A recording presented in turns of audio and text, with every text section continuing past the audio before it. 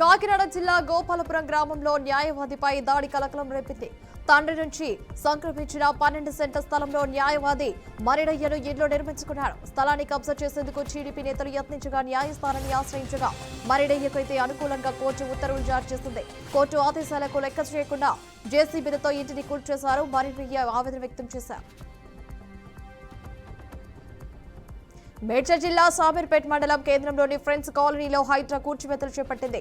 గత 30 ఏళ్లుగా 20 అడుగుల వెడల్పు ఉన్న రోడ్డును ఆక్రమించి ప్రహారీ గోడ నిర్మించడంతో కాలనీవాసులు తీవ్ర ఇబ్బందులు ఎదుర్కొంటున్నారని స్థానికులు ఫిర్యాదు చేశారు. ఫిర్యాదులను పరిశీలించిన హైడ్రా సీఐ మల్లేశ్వర ఆధ్వర్యంలో అధికారులు సంఘటన స్థలానికి చేరుకున్నారు. శ్రీ సత్యసాయి జిల్లా కల్పి గ్రామంలోని ముత్యాలమ్మ ఆలయంలో అర్ధరాత్రి భారీ చోరీ జరిగింది. గుర్తు తెలియని దుండగులు సుమారు 30 లక్షల రూపాయల విలువైన అమ్మవారి ఆభరణాలను ఎత్తుకెళ్లగా ఆలయ అర్చకుల ఫిర్యాదు మేరకు పోలీసులు కేసు నమోదు చేసి దర్యాప్తు ప్రారంభించారు. ఈ సంఘటన స్థలాన్ని స్థానికంగా కలకలం రేపగా నిందితులను త్వరగా పట్టుకోవాలని భక్తులు కోరుతున్నారు. నిర్మల్ జిల్లా సిద్దూరు గ్రామంలో అడవి జంతువుల దాడులతో రైతులు బెంబెలెత్తుతున్నారు. సాగు చేసిన మొక్కజొన్న, శనగ పంటలను జంతువులు రాత్రింపవలు నాశనం చేయడమే కాకుండా పొలాలకు వెళ్లే రైతులపై కూడా దాడులకు తెగబడడంతో ప్రాణాల భయంతో వణికిపోతున్నారు రైతులు. ఇప్పటికైనా అటవీ శాఖ అధికారులు స్పందించి పంట నష్టాన్ని నివారించేలా అడవి జంతువులను కట్టడి చేసి తమకు ఆదుకోవాలని రైతులు ఆవేదన వ్యక్తం చేస్తున్నారు.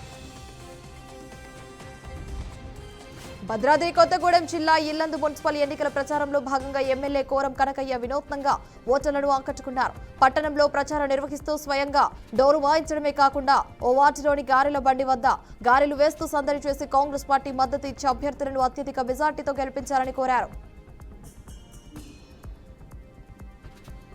చిత్తూరు జిల్లా గంగాధర నెల్లూరు మండలం ఎస్ఎస్ కొండలో జిల్లా పరిషత్ ఉన్నత పాఠశాల సమీపంలో గంజాయి మత్తులో ఉన్న యువకులు హల్చల్ సృష్టించారు. పాఠశాల విద్యార్థులతో అసభ్యంగా ప్రవర్తించడంతో స్థానికులు వారిని ప్రశ్నించిన వ్యక్తిపై గంజాయి బ్యాచ్ దాడికి పడిపడింది. దీంతో ఆగ్రహించిన గ్రామస్తులు యువకులను పట్టుకుని దేహశుద్ధి చేసి గంజాయి బ్యాచ్ ను అరెస్ట్ చేయాలని డిమాండ్ చేస్తూ రోడ్డుపై ధర్నా నిర్వహించారు. నెల్లూరు జిల్లా రాపూరు మధ్యల మడుగు సెంటర్లో అయితే రాత్రికి రాత్రి ఏర్పాట్లపై ఎన్టీఆర్ విగ్రహంపై వైసీపీ నేతలు ఆగ్రహం వ్యక్తం చేశారు. 2009 దివంగత ముఖ్యమంత్రి వైఎస్ రాజశేఖర రెడ్డి గుర్తుగా ఏర్పాటు చేసిన పైలాన్ గుర్తు తొలగించి కొత్త విగ్రహం పెట్టడం సరైనదని ప్రశ్నించారు. నాయకులు వైసీపీ వ్యతిరేకం కానప్పటికీ నిబంధనలు ప్రతిపక్షాలకు కూడా మాత్రమే వర్తించకూడదని పైలాన్ స్థలంలో వేరొక విగ్రహం ఏర్పాటు చేస్తే వ్యతిరేకిస్తామని తెలిపారు. కాకినాడ జిల్లా రామయ్యపేట నుండి అన్నవరం వరకు ఉన్న 12 కిలోమీటర్ల రహదారిని వెంటనే పునర్నిర్మించాలని డిమాండ్ చేస్తూ రాష్ట్ర ఆదివాసీ సంఘం అధ్యక్షుడు లోతు రామారావు ఆధ్వర్యంలో సీఎంఏ అనుబంధ సంఘాలు రోడ్డుపై బైఠాయించి భారీ ధర్నా నిర్వహించారు. ఈ క్రమంలో వాహనాల రాకపోకలు స్తంభించగా ఉద్రిక్త పరిస్థితుల నేపథ్యంలో పోలీసులు భారీగా మోహరించారు. పామూరు మండలానికి చెందిన మహర్షి అనే రజక యువకుడి ఆటో తగిలి ద్విచక్ర వాహనంపై ఉన్న దంపతులు కింద పడగా గాయాలు కాకపోయినప్పటికీ కొందరు వ్యక్తులు అతడిని స్తంభానికి కట్టేసి 2 గంటల పాటు చిత్రహింసలకు గురిచేశారు. ఎమ్మెల్యే ఉగ్ర నరసింహారెడ్డి చొరవతో బాధితులు ఆసుపత్రిలో చేరగా యువకుడిపై పెట్టిన అక్రమ సెక్షన్లను తొలగించి దాడి చేసిన వారిపై సెక్షన్ 307 కింద ఆత్మహత్య యత్నం కేసు నమోదు చేయాలని కోరుతూ ఎస్ఐకి వినతి పత్రం సమర్పించారు. అల్వాల్ రెవెన్యూ కార్యాలయం ముందు కాలనీ వాసులు భారీ ఆందోళన చేపట్టారు. తమ కాలనీలో పార్కు కోసం కేటాయించిన స్థలంలో ఎంఆర్ఓ, ఆర్జీఓ కార్యాలయాల నిర్మాణాన్ని తక్షణమే నిలిపివేయాలని డిమాండ్ చేస్తూ గతంలో కార్యాలయాల ఏర్పాటుపై వ్యతిరేకత వ్యక్తం చేస్తామని ప్రజా ప్రయోజనార్థం కేటాయించిన స్థలాన్ని ఇతర అవసరాలకు వాడటం సరికాదని నినాదాలతో హోటెత్తించారు. సీఎం చంద్రబాబు దావోస్ పర్యటనతో జగన్ కు భయం పట్టుకుందని, అందుకే వైసీపీ నేతలు దుష్ప్రచారం చేస్తున్నారని మండిపడ్డారు. -డిగ్రీల చలిని సైతం లెక్క చేయకుండా చంద్రబాబు తెస్తున్న పెట్టుబడులతో ఏపీకి పారిశ్రామికవేత్తలు క్యూ కడుతున్నారని, గత ప్రభుత్వంలో పరిశ్రమలు పారిపోయిన విషయంపై తాడేపల్లి ప్యాలెస్ లోనైనా చర్చకు సిద్ధమని సవాల్ విసిరారు. రాయలసీమ అభివృద్ధిపై జగన్ నాటకమాడుతున్నారని, కూటమి ప్రభుత్వం మాత్రమే సీమను సస్యశ్యామలం చేస్తోందని ఆయన స్పష్టం చేశారు. నిర్మల్ జిల్లా ఖానాపూర్లో ఇంటిగ్రేటెడ్ స్కూల్ నిర్మించాలని డిమాండ్ చేస్తూ అఖిలపక్ష నాయకులు కళ్లకు నల్లగుడ్డలు కట్టుకుని వినూత్నంగా నిరసన ధర్నాలు చేపట్టారు. ఖానాపూర్లో ఈ స్కూల్ ఏర్పాటు చేయడం పట్ల చుట్టుప్రక్కల 4 మండలాల విద్యార్థుల భవిష్యత్తు మెరుగుపడుతుందని ప్రభుత్వం వెంటనే స్పందించి ఖానాపూర్నైతే స్కూల్ నిర్మాణానికి ఎంపిక చేయాలని నాయకులు హెచ్చరించారు. రంగారెడ్డి జిల్లా ఇబ్రహీంపట్నం ఫ్యూచర్ సిటీ పరిధిలోని యాచారం సమీప గ్రామ పంచాయతీ పరిధిలోని దాదాపు 100 వీధి కుక్కలను సమూహికంగా చంపి పూడ్చిపెట్టిన ఘటన కలకలం సృష్టించింది. వీధి కుక్కల సంరక్షణ సమితి ఫిర్యాదుతో రంగంలోకి దిగిన పోలీసులు కేసు నమోదు చేయగా సీఐ నందీశ్వర్ రెడ్డి పర్యవేక్షణలో వైద్యులు పూడ్చిపెట్టిన కుక్కల కబేలాలను కూడా పోస్టుమార్టం నిర్వహిస్తున్నారు. గ్రామ పంచాయతీ నిర్లక్ష్యంపై జంతు హక్కుల కార్యకర్తలు ఆగ్రహం వ్యక్తం చేస్తుండగా నివేదిక ఆధారంగా బాధ్యులపై కఠిన చర్యలు తీసుకుంటామని పోలీసులు స్పష్టం చేశారు.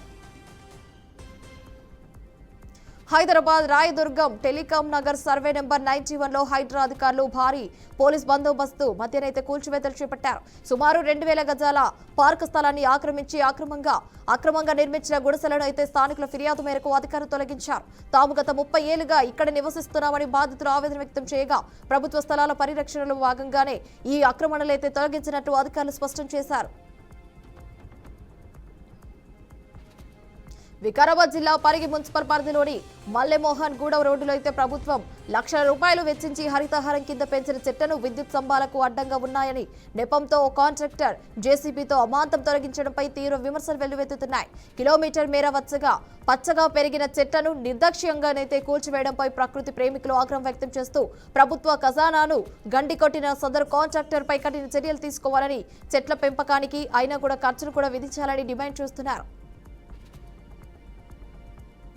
ఎన్టీఆర్ జిల్లా కంచెల గ్రామంలో పర్యటించిన జిల్లా కలెక్టర్ లక్ష్మీషా ఉపాధి హామీ పనులను పరిశీలించి కూలీలతో మాట్లాడారు. పల్లె పండుగలో భాగంగా 20 లక్షలతో నిర్మించిన సీసీ రోడ్డును ప్రారంభించడంతో పాటు రైతులు ఏర్పాటు చేసిన గోకులం షెడ్లు, మునగ, మామిడి తోటలను కూడా ఆయన తనిఖీలు చేశారు. ఈ సందర్భంగా సేంద్రియ పద్ధతిలో కూరగాయలు పండిస్తున్న రైతును అభినందించిన కలెక్టర్ ప్రజల ఆరోగ్యానికి మేలు చేసే సేంద్రియ వ్యవసాయంపై అందరూ మొగ్గు చూపాలని కోరగా స్థానిక రైతులు ఆయనను శాలువాతో ఘనంగా సత్కరించారు.